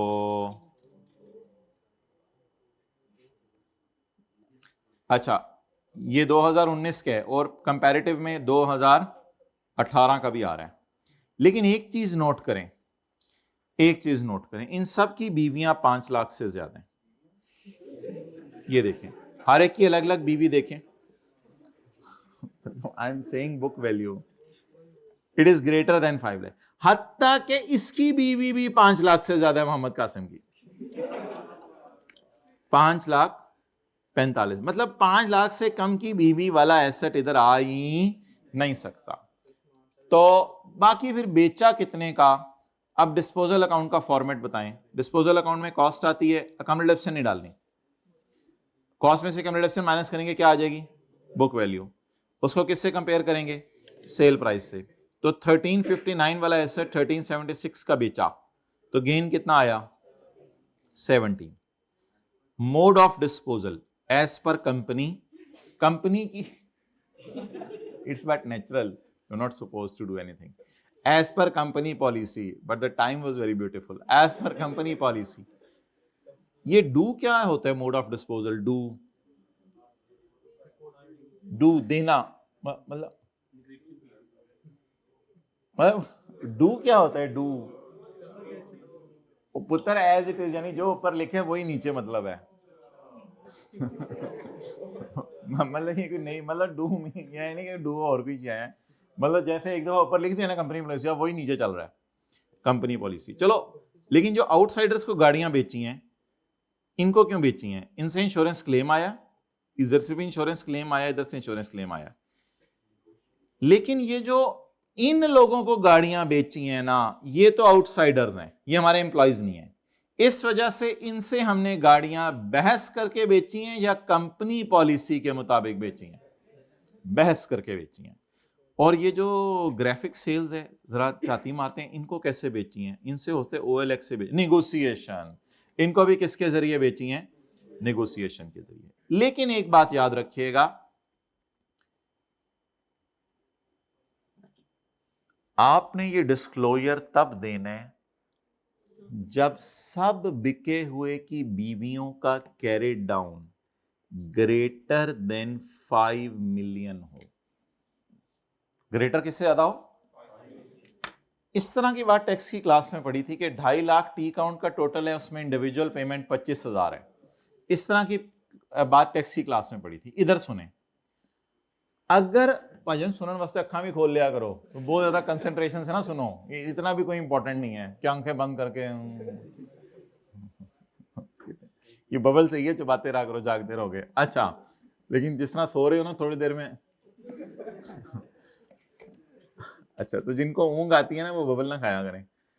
अब मोहतरम मुझे ये बताएं कि अगर किसी कंपनी ने जो फिक्स्ड एसेट बेचे हैं इस साल, उनका कैरी डाउन 5 मिलियन से ज्यादा हो ना, मटेरियल चीजें डिस्क्लोज करनी होती हैं, उनका कैरी डाउन 5 मिलियन से, और इंडिविजुअल गाड़ी की बुक वैल्यू 5 लाख से ज्यादा हो। 5 मिलियन क्या होता है, 50 लाख, तो कैरी डाउन 50 लाख से ज्यादा है। इनका तो पता नहीं कितना ज्यादा है, इनका तो 51 मिलियन कैरी डाउन है, वो तो लेवल ही इनका छोड़ें। तो क्या बात है, गड्डियां ही बेच लो, फिर गड्डियां बेचने का काम शुरू कर दें। कोलगेट नहीं, डोगर की financial statement, Dogar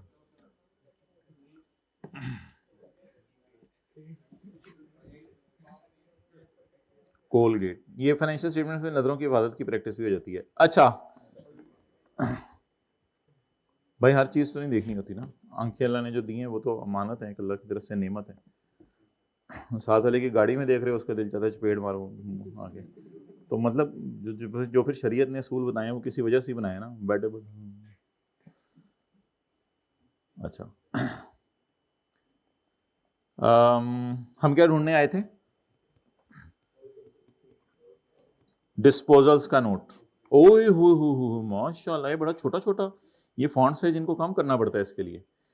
the following operating fixed assets with a BV exceeding 5 lakh were disposed of during the year. कोई हेडिंग ही दे दे नोट की। नहीं, अच्छा पिछलों ने तो हेडिंग दी हुई थी। व्हीकल्स, ओ बिड्स, बिड लगाई है हमने, यार लेवल है हमारा। डू तो पता नहीं क्या होता है। जान दो। Maturity of companies maintain car scheme, यानी company policy. Bids, maturity, maintain car scheme. Bids as per company policy, as per company policy. Bid, maturity of company as per company policy, as per company policy है। और बेची किसको है?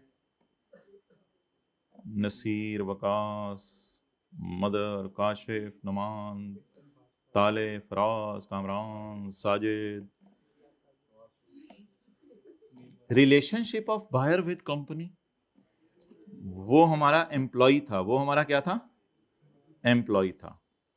अच्छा, column इन्होंने कम reduction का डाल दिए, लेकिन अभी मैं आपको कंपनी लॉ खोल के दिखाऊंगा। उसने कम रिडक्शन का कॉलम नहीं मांगा हुआ। कॉलम उसने सिर्फ मांगा हुआ है कॉस्ट का, बुक वैल्यू का, और सेल प्राइस का, और गेन लॉस का, और मोड ऑफ डिस्पोजल का, और साथ उसने कॉलम मांगा हुआ है पर्टिकुलर्स ऑफ बायर का, और आखिरी कॉलम उसने मांगा हुआ है relationship of buyer with the company, या फिर कंपनी का डायरेक्टर। क्योंकि जाहिर बात है कंपनी के डायरेक्टर्स गाड़ियां बेच देते थे अपनी बीवी को, अपने जानने वालों को, तो बाद में पता चलता था कि ये इसलिए इतने लॉस के ऊपर बिकी है कि बीच में डायरेक्टर है। और जाहिर बात है जब एजीएम होनी है तो एजीएम में जिन जिन गाड़ियों पे लॉस आ रहा होगा, बड़े तेज है, इन्होंने तो कोई लॉस पे बेची नहीं, इनको गेन ही गेन आ रहे हैं, पिछलों को लॉस भी आ रहे थे। जिन जिन गाड़ियों पे लॉस आ रहा होगा उन पे लोग फिर सवाल उठाएंगे, इन्होंने तो गाड़ियों के अलावा कुछ बेचा भी नहीं, मुझे लगता है। हाँ, वो तो फिर भी प्लांट बेच रहे थे। अदर आइटम्स हैविंग बीवी लेस देन 5 लाख, इनको इकट्ठा कर दिया, इसकी कोई जरूरत नहीं थी। कहते हैं 5 लाख से कम वाले भी कोई एसेट है, उनकी मैंने डिटेल नहीं दी। लेकिन एक बात जरूर देखिएगा, ये सारी बीवियों का टोटल, ये तीसरा कॉलम है ना बीवियां, ये 5 मिलियन से ज्यादा होना चाहिए। ओह, ये तो 41 मिलियन है, तो बहुत ज्यादा है। तो अब असूल बताएं जरा जल्दी से। अगर साल में सारे बिके हुए एसेट्स की बीवी 5 मिलियन से, तो एक डिस्क्लोजर बनाना है, वरना नहीं बनाना। उस डिस्क्लोजर में हर उस एसेट को जिसकी अपनी जाती बीवी 5 लाख से ज्यादा हो, वो डिस्क्लोजेबल है, यानी उसको डिस्क्लोज करना है। चलें जी, अब आप हजरात जो है वो तशरीफ लाएं फाइनल अकाउंट के चैप्टर में वापस जरा। ये तो हम ऐसी सैर करने आए थे, इसमें से कोई स्क्रीनशॉट अटैच कर देंगे आज की क्लास में आपके लिए। फिलहाल आप तशरीफ लाएं वापस फाइनल अकाउंट में। वो कितना हो गया, कुछ हुआ ही नहीं आज। कितना हो गया, कुछ हुआ ही नहीं आज। मुझे तो दुख हो रहा है, आज कुछ हुआ ही नहीं। निकालें पेज 163, पेज 163। डिस्क्लोजेबल एसेट्स बताएं कौन कौन से हैं। Disclosable, page number 164, page number 164। Disclosable, details of PP disposed of during the year are shared by company as follows. क्या टोटल 5 मिलियन से ज्यादा है? इसकी बीवी 5 लाख से ज्यादा है, अल्हम्दुलिल्लाह। इसकी बीवी भी 5 लाख से ज्यादा है, अल्हम्दुलिल्लाह। इसकी बीवी इसकी बीवी 5 लाख से ज्यादा है। तो अब बताएं कितने आइटम्स के डिस्क्लोजर बनाएंगे? 3। कितने के डिस्क्लोजर बनाएंगे? 3। चलें जी, बनाएं। अपने रजिस्टर पे सॉल्यूशन नोट करें। सेल्फ, नीचे नीचे डेटा नहीं दिया हुआ, नीचे कुछ और है। नीचे एग्जांपल, नीचे आई कैप की एग्जांपल है। Note number 7.1। वैसे ये पीपी के नोट के दुम में भी चल जाएगा, पीपी के नोट के दुम में। नोट का नाम बताएं। Details of disposal of assets, ये नोट का नाम हो गया। और अब जरा बनवाएं note. the details of assets disposed whose book value exceeds rupees 5 lakh. सिर्फ उनका डिस्क्लोजर बनाना है जिनकी बुक वैल्यू 5 लाख से ज्यादा है।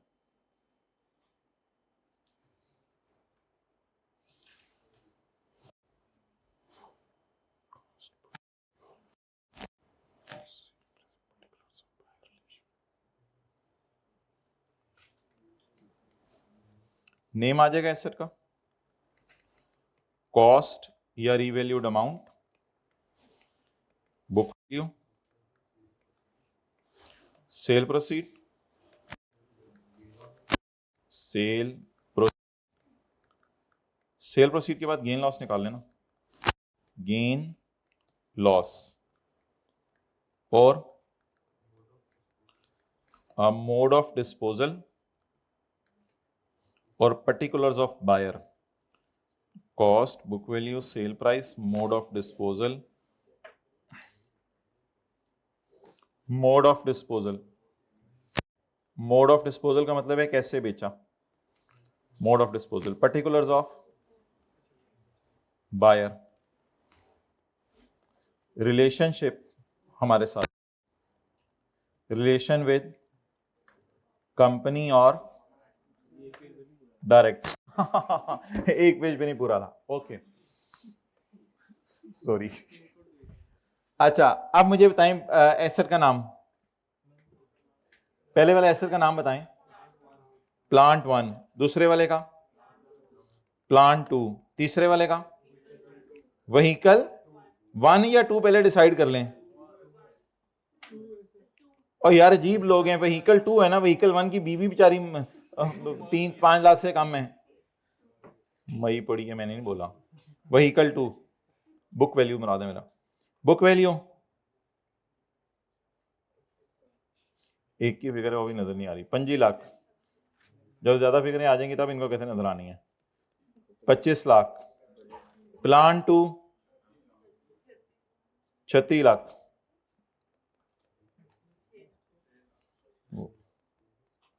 चलें जी, ये डिस्क्लोजर भी बन गया आज। वो तो सवाल में डेटा नहीं था, वरना तो हमारा डिस्क्लोजर बड़ा मजे का बनना था। तो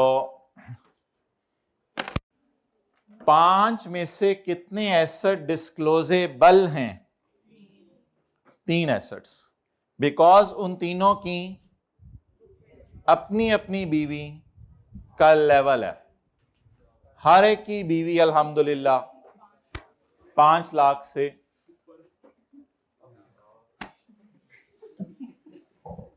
कैरिंग अमाउंट कर लें, हर एक का सीए 5 लाख से ज्यादा है।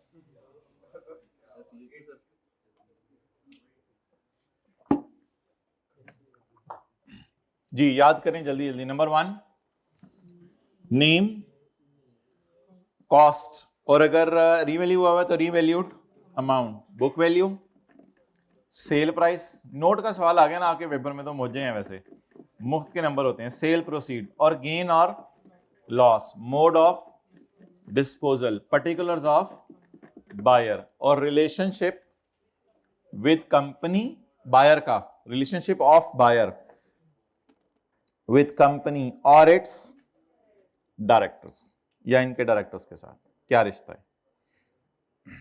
आए पेज 163 पे टिक करें ये सारी बातें।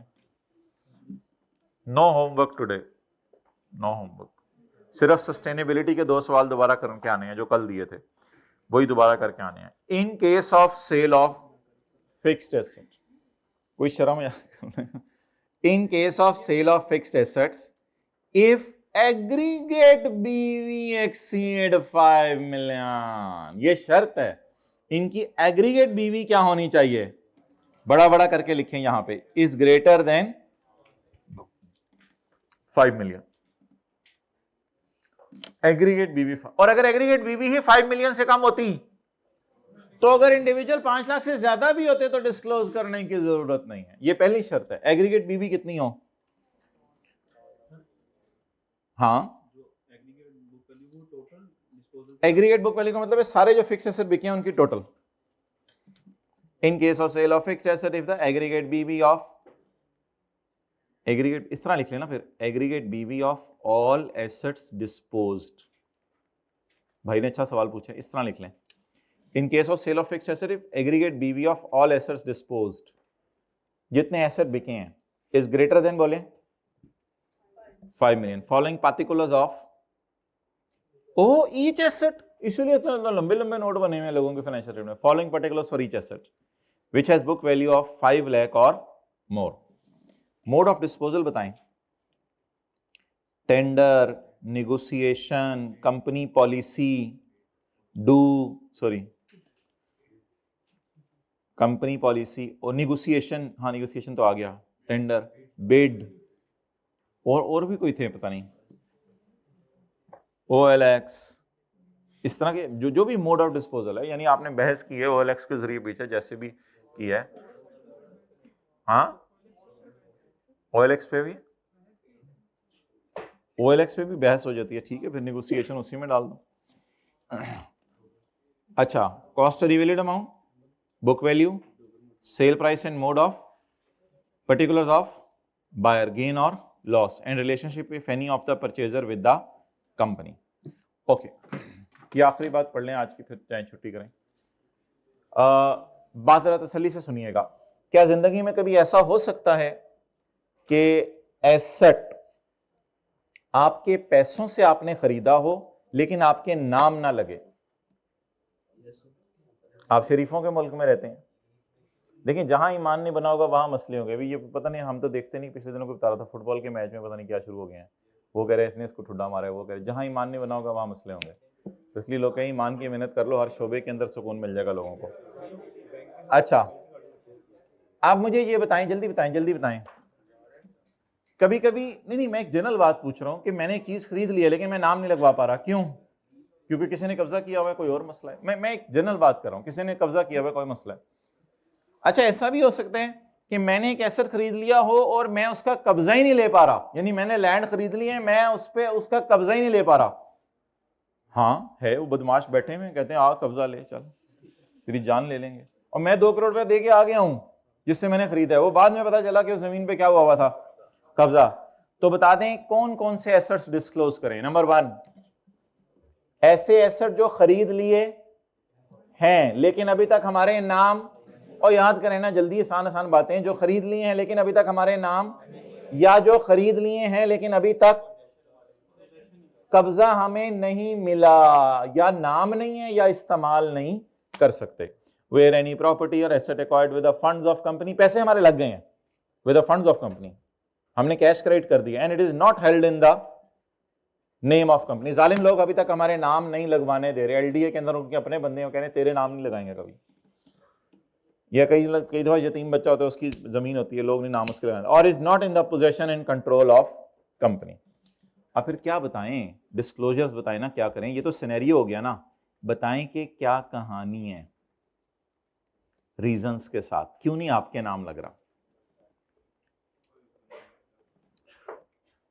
वो तो वही लाइन है ना, नॉट बीइंग इन नेम और पोजेशन, इसकी रीजन बताएं। दूसरा क्या बताएं, और डिस्क्रिप्शन क्या होती है, मुझे बताएं ना, डिस्क्रिप्शन क्या होती है, एसेट का नाम बताएं, लैंड है, बिल्डिंग है, क्या है, डिस्क्रिप्शन बताएं एसेट की। थोड़ा सा अटेंटिव रहें, क्लास हो रही है CA। और उस प्रॉपर्टी के क्या बताएं, वैल्यू बताएं, and the person in whose name, and बदमाश का नाम बताएं, बदमाश का नाम बताएं, अपना ही ना लिख दीजिएगा जब। अच्छा, and the person is who name and possession और कंट्रोल किसके नाम है। आप 4 बातें याद करें जल्दी। नंबर 1, फैक्ट, ये हकीकत बताएं कि ये किसी और के नाम है। दूसरा, एसेट का नाम बताएं। तीसरा, एसेट की, और चौथा, ओके, लैंड एंड बिल्डिंग को आपने अलग अलग शो करना है, अगर फ्री होल्ड है और लीज होल्ड है, लीज पे ली हुई है या फिर वैसे आपकी, उसको अलग अलग शो करें लैंड एंड बिल्डिंग को। और अगर आप एसेट को रीवैल्यू कर रहे हैं, अगर आप एसेट को बोलें क्या कर रहे हैं, तो फोर्स्ड सेल वैल्यू बताएं। लिखें जी उर्दू में, फोर्स सेल वैल्यू क्या होती है। अगर आप एसेट को रीवैल्यू कर रहे हैं तो फोर्स सेल वैल्यू बताएं। फोर्स सेल वैल्यू क्या होती है। अगर मजबूरी में बेचना पड़ा तो कितने का बिकेगा। अगर मजबूरी में बेचना पड़ा तो कितने का बिकेगा, इसे क्या कहते हैं? For sale value.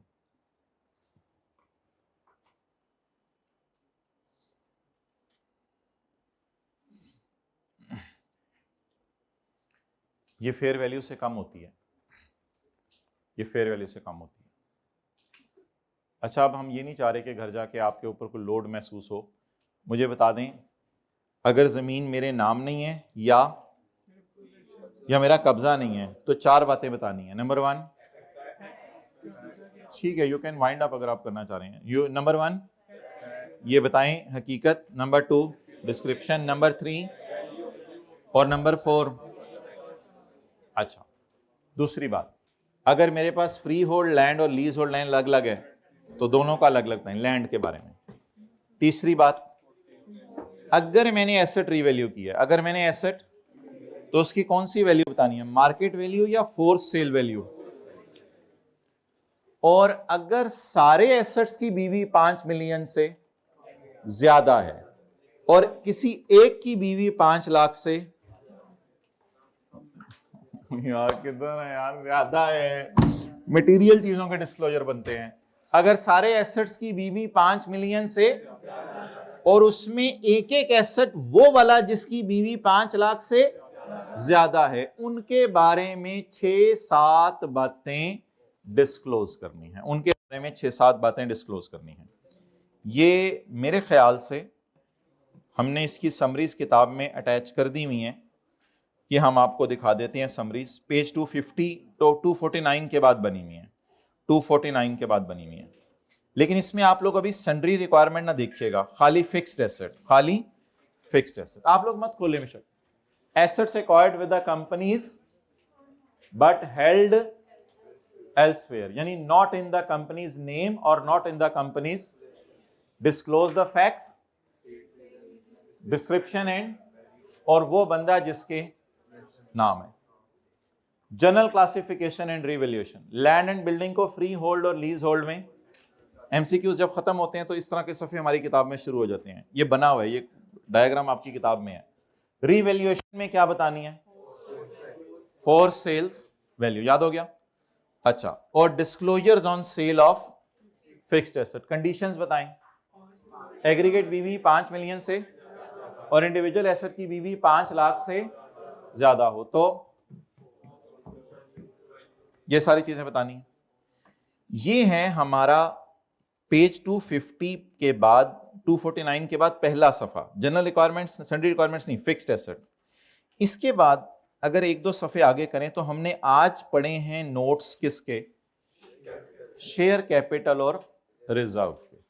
ये भी रिवाइज करें, कौन कौन से रिजर्व अलग अलग बताने हैं, कैपिटल रिजर्व और अगर कानून ने कोई रिजर्व कहा है वो भी अलग बताना है, ये एक लाइन लिखी हुई थी।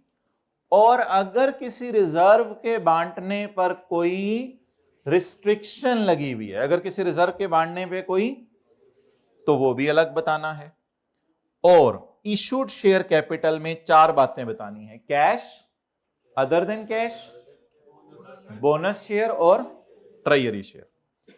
इसके अलावा voting right, board selection, right of first refusal और ब्लॉक वोटिंग, और discount on issuance of share कहां कहां माइनस करना है, shown separately as deduction from share capital, कितनी जगहों पे, 2 जगहों पे, बैलेंस शीट और statement of changes in equity.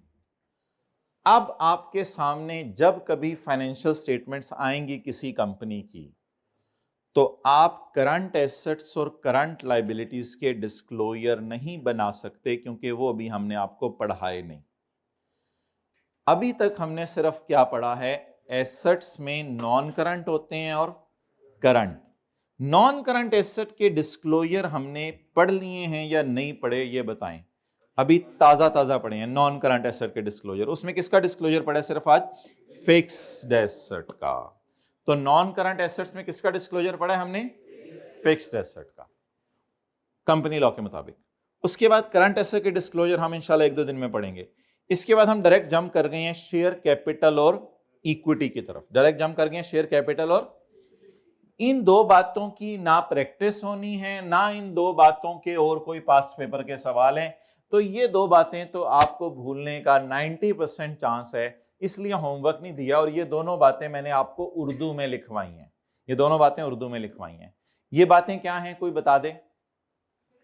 अगर मैंने शेयर प्रीमियम, वो कह रहा था you may assume the necessary information, मैंने assumptions ली हैं सारी। अगर मैंने शेयर्स किस पे इशू किए हैं तो उसकी फेस वैल्यू ना बताओ और उसकी इशू प्राइस ना बताओ, बल्कि उसका प्रीमियम बताओ, और ये बता दो किस साल इशू किए हैं। और आखिरी बात क्या बताओ, अगर इधर कोई रिजर्व आया है इधर से रूट होके और मना किया हुआ है कि उससे डिविडेंड, तो फिर आप बता दें कि इसमें से डिविडेंड नहीं बांटा जा सकता। क्लियर? तो आज सुबह सुबह हमने आते ही सिर्फ शेयर कैपिटल और कैपिटल रिजर्व्स और रेवेन्यू रिजर्व। अच्छा, ये आप लोगों ने याद रखना है, असल में ये बातें अब खुली नहीं, आइंदा कभी खुलनी नहीं। ये आप लोगों ने याद रखना है कि इसका नोट और इसका नोट इकट्ठा बनता है, इसलिए इसको हम नाम दे देते हैं 3.1 और 3.2। फिर कैपिटल रिजर्व का नोट अलग बनेगा और रेवेन्यू रिजर्व का नोट अलग बनेगा। लेकिन कुछ लोग हमने ऐसा भी देखे कर रहे हैं, खाली रिजर्व्स लिखते हैं ऊपर और नीचे हेडिंग्स डाल देते हैं कैपिटल अलग और रेवेन्यू अलग। ठीक है, जाए।